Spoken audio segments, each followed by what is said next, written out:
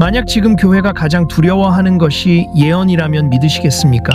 그리고 성경이 가장 강조하는 것 중 하나도 바로 예언이라면요. 구약 시대에도 사람들은 예언을 싫어한 것이 아닙니다. 자신들에게 불리한 하나님의 말씀을 싫어했습니다. 그래서 선지자들을 감옥에 가두고 박해하고 죽이기까지 했습니다. 하지만 이사야, 예레미야, 에스겔, 호세아는 목숨보다 하나님의 말씀을 더 소중히 여겼습니다. 그런데 오늘날 교회에서는 예언이라는 단어조차 듣기 어렵습니다. 예언의 은사는 끝났다. 정말 성경이 그렇게 말하고 있을까요? 오히려 사도 바울은 특별히 예언하기를 사모하라고 권면합니다. 물론 거짓 예언자는 반드시 분별해야 합니다. 성경은 분명히 말합니다. 성취되지 않은 예언은 하나님께서 하신 말씀이 아니다.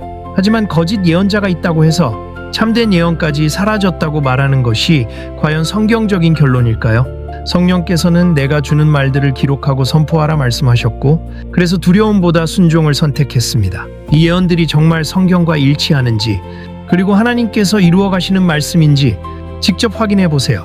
무너지는 교회와 흔들리는 신앙의 시대, 예언 노트가 하나님의 백성들에게 성경과 함께 길을 비추는 지도와 나침반이 되기를 소망합니다.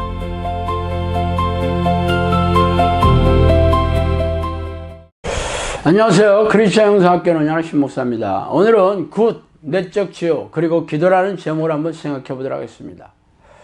최근 인터넷 기사에서 어떤 무당에게 91차례에 걸쳐 13억 원을 바친 어느 자매의 이야기가 뉴스에 실렸더라고요. 그 무당은 그녀에게 굿을 안 하면 죽는다고 공갈과 위협을 쳐서 굿을 하도록 했다고 합니다. 한두 번도 아니라 무려 91번에 걸쳐서 무려 13억 원이라는 엄청난 돈을 들여 굿을 하다니, 보통 사람들이 생각하면 어처구니가 없을 것입니다. 그러나 굿의 역사는 우리네 민족의 역사와 함께하고 있죠. 만약 굿이 전혀 효험이 없었다면 그토록 많은 사람들이 그렇게 오랫동안 무당에게 의지하고 굿을 요청하였을까요? 그래서 오늘은 그 얘기를 좀 하고 싶습니다. 굿이 효험이 없는 것이 아니죠. 굿을 하면 죽을 병에 걸린 사람들이 병에 차도가 있고 살아나는 경우가 있습니다. 그래서 사람들은 많은 돈을 들여서 굿을 하는 것이에요. 굿은 귀신을 달래는 것입니다. 그래서 귀신이 좋아하는 각종 재물을 차려놓고 형형색색의 옷을 입은 무당이 귀신에게 듣기 좋은 노래를 부르고 춤을 추며 귀신을 달래는 의식이 바로 굿이에요. 그래서 굿을 하면 병이 차도가 있기 때문에 사람들이 다급해지면 무당에게 달려가는 것입니다. 그러나 귀신이 사람의 몸에 들어오는 목적은 불행에 빠뜨려서 고통을 주고 생명과 영혼을 사냥하는 것입니다. 그렇기 때문에 이미 굿을해서 병이 나아졌다는 사람들도 덫에 걸린 것이죠. 귀신들이 자주 몸을 아프게 하기 때문에 그때마다 무당에게 달려가서 굿을 요청하는 것입니다. 그래서 가산을 탕진하고 가정이 몰락하는 사람들이 허다하죠. 굿을해서 귀신을 달랜다고 하더라도 언발에 오줌 놓는 격이기 때문입니다. 그러나 사람들은 귀신들의 정체와 속내를 모르기 때문에 무당에게 엄청난 돈을 주며 매달리고 있어요. 무당이 섬기는 귀신들은 조상신, 산신령, 선녀 등으로 위장을 해서 다가오지만 그들의 목적은 한결같습니다. 사람을 죽이고 멸망시키는 것입니다. 그렇다면 교회에서 하는 내적 치유는 어떤 의미일까요? 먼저 내적 치유자의 얘기를 올려드리겠습니다. 그들은 예수를 믿은 후에도 예전의 악습관을 버리지 못하거나 문제 행동을 한다고 하죠. 어렸을 때 심한 폭행을 당하거나 부모의 이혼으로 인한 상처 등이 있다면 성인이 되어서도 부모를 증오하며 용서하지 못하고 살아갑니다. 그래서 성령께 이 상처를 맡기고 치유받는 것을 내적 치유라고 말하더라고요. 그러나 내적 치유자들은 심리학적인 방법을 사용하고 있죠. 타악기를 동원하는 열정적인 찬양으로 집회 분위기를 띄우고 특정한 단어나 구절을 반복해서 외치도록 해서 감정의 격앙을 일으킵니다. 또한 편지를 태우고 바가지를 깨뜨리고 타이어를 쳐대는 등의 이렇게 기이한 방법을 동원하죠. 이런 심리치료는 이미 꿈치료나 체면치료, 음악이나 미술치료 등 그러한 심리적인 인본적인 방식과 다를 바가 없죠. 예수님의 십자가 보혈에 다른 무슨 능력이나 방식이나 도구를 이용하여야겠습니까? 그래서 내적 치유 집회에 참석하면 죄다 고질병이 치유되고 정신질환이 낫습니까? 내적 치유는 뉴에이지의 사상과 기법을 물려받은 사악한 방법으로 구처럼 귀신을 달래는 것과 유사하죠.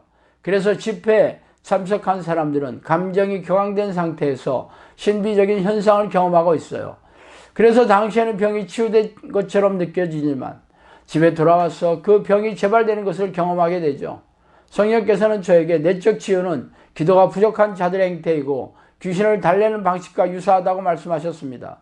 이러한 비성경적인 치유 방식이 우리네 교회에 들어오게 된 통로는 신사도 운동을 적극적으로 받아들인 여러 대형 교회의 영향을 받은 바가 크죠. 신사도 운동은 신비적인 체험이나 기이한 경험을 죄다 성령의 역사라고 말하고 있습니다. 성령이 활동하는 목적은 귀신을 쫓아내고 고질병을 치유하면서 영혼을 구원하는 것이 아닙니까? 그러나 그들은 귀신에 대해 알지도 못하고 성령의 사람으로 훈련시켜 영혼 구원 사역을 하는 것도 아닙니다. 열광적인 집회 분위기에 몰입되어 특정한 주문을 외치면서 심리적인 경황에 빠질 뿐이죠. 이곳에서도 더러 질병이 치유될 수 있어요. 마치 구슬에서 병이 낫는 것과 마찬가지입니다. 이는 귀신들을 달래서 병의 차도가 있도록 느끼는 것이지 완전한 치유를 하는 게 아닙니다. 귀신들은 달래야 하는 존재가 아니라 쫓아내야 하는 존재입니다. 성경을 보세요. 예수님과 사도들은 죄다 기도로서 귀신을 쫓아내고 고질병을 치유하면서 복음을 전파하지 않았습니까? 그런데 왜 성경에도 없는 기이한 방식이 동원되어 그 아주 신비한 현상을 보고 열광하고 있는 것이죠? 이 시대에 들어와서는 질병을 고치는 예수님의 보혈의 능력이 사라지기라도 했다는 말입니까? 예수께서 그 12제자를 부르사 더러운 귀신을 쫓아내며 모든 병과 모든 약한 것을 고치는 권능을 주시니라. 마태복음 10장 1절 말씀입니다. 그렇다면 왜 크리스천들은 기도만으로 질병의 치유를 받지 못하는 것일까요? 예수님은 제자들에게 모든 질병을 고치는 능력을 주셨다고 말씀하시지 않으셨습니까? 이러한 문제가 우리네 교회에 해먹은 딜레마예요. 자신들은 예수님의 제자라고 철석같이 묻고 있지만 제자에게 나타나는 영적 능력이 없기 때문이죠. 그래서 교회의 기도에 기도 소리가 잦아들고 있는 이유입니다. 그러므로 너희 죄를 서로 고백하며 병이 낫기를 위하여 서로 기도하라. 의인의 간구는 역사하는 힘이 금이니라. 야고보서 5장 16절이죠. 여호와는 악인을 멀리하시고 의인의 기도를 들으시느니라. 잠언 15장 29절 말씀입니다. 성경은 모든 사람들의 기도가 응답된다고 하시지 않았어요. 하나님이 기뻐하시는 의인의 기도를 들으신다고 하셨습니다. 그러므로 당신의 기도에 응답이 내려오지 않거나 질병을 치유하지 못한다면 하나님께서 당신을 의인으로 여기시지 않는다는 증거이죠. 아무리 자신의 영적 기도나 주일 성수 혹은 희생적인 신앙 행위를 들어가며 십자가의 보혈의 공로로 자신의 죄와 용서함을 받은 의인이 되었다고 소리를 고래고래 지르더라도 말입니다. 당신의 말이 맞는다면 성경이 허구이고 예수님의 말씀이 거짓말이라는 것밖에 되지 않겠습니까?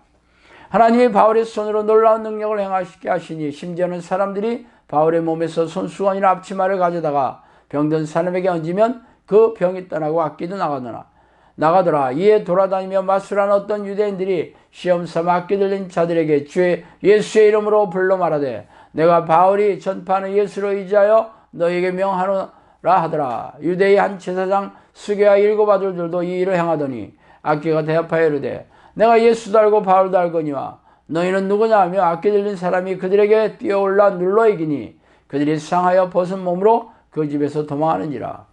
사도행전 19장 11절에 16절 말씀입니다. 우리는 교회에 해먹은 딜레마를 푸는 열쇠가 위에 9절에 있죠. 바울의 앞치마나 손수건만으로도 악기가 쫓겨나가고 질병이 치유되었습니다. 그래서 제사장 스게와 7 아들들도 바울이 말하는 예수의 이름으로 귀신을 쫓아내었죠. 그랬더니 귀신이 예수도 알고 바울도 알지만 너는 누구냐면서 그들에게 올라타서 흠씬 패주고 있죠. 당신의 기도가 능력이 없는 이유는 하나님이 당신에게 관심이 없으시고 귀신조차도 우습게 보는 무기력한 사람이기 때문입니다. 자, 오늘은 여기까지 하겠습니다. 감사합니다. 지혜는 열심으로 교회를 섬기는 신실한 크리스천이에요. 교회에서는 집사 직분을 받아 교회의 굳은 일도 충성스럽게 하고 있죠. 그런데 성경을 읽을 때마다 이상하게 생각되는 구절이 있었어요. 예수님과 제자들이 귀신을 쫓아내고 병을 고치는 대목이었어요. 성경을 깊이 묵상할 때마다 성경에는 안진뱅이가 일어나고 소경이 눈을 뜨는 기적이 일어나는데 옛날에는 있던 귀신들이 지금은 어디로 자취를 감춘 거지? 왜 나는 이렇게 열심히 하나님을 섬기는데 여전히 아픈 것도 많고 인생이 고단한 거지? 누구도 이해할 만한 대답을 해주지 않았어요. 어느 날 지혜는 우연히 보게 된 유튜브 채널에서 신 목사님을 알게 되었고 성령께서 말씀해 주신 귀신의 비밀이라는 책을 보게 되었어요.